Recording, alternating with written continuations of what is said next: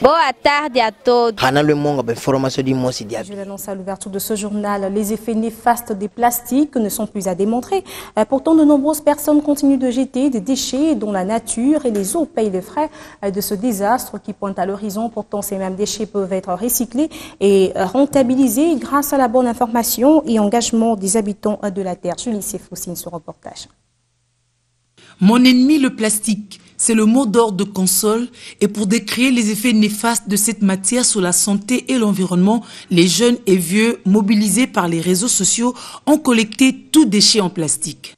Ça fait partie d'un secteur qui part d'ici au Congo et qui se rallie aussi à d'autres pays en se déversant à Mwanda qui va jusqu'à l'océan.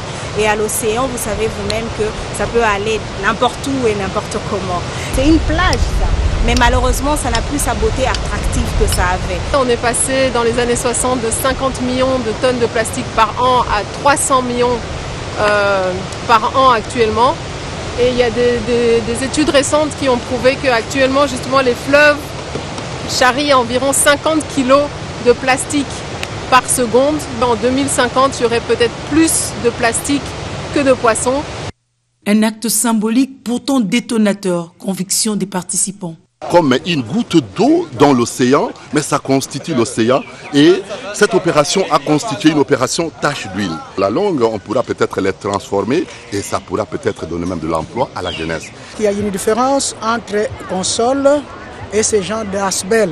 Je demanderais que vous soyez précis, que l'action sera durable et prendra beaucoup de temps. Et Ngalema dira. On n'a plus de bouteilles partout parce qu'on n'a pas seulement le bord de fleuve, on a la rivière Makelele, on a la rivière Mampeza, on a la rivière Lukunga. Toutes ces rivières nous apportent les bouteilles vides. Une sensibilisation qui rencontre la ligne du Fonds vert pour le climat. Il encourage et promet de s'investir. Nous devons suivre les activités du Fonds vert pour essayer de voir dans quelle mesure ces activités seront renforcées pour qu'il puisse avoir un grand nombre de participants qui ait une ampleur nécessaire par rapport à ces projets. Bopeto Nabiso se voit prolongé par Conscience Civique, insiste sur le passage de la sensibilisation à l'action. La transformation de ces déchets, les déchets alimentaires en compost, des déchets en plastique peuvent être recyclés pour en faire même des pavements, etc.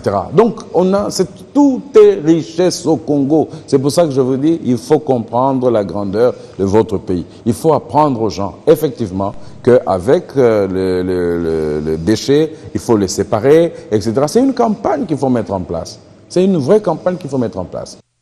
Les océans sont en danger, les ventres aussi risquent d'être dépourvus des poissons. À chacun de faire sa part. Boa tarde a todos.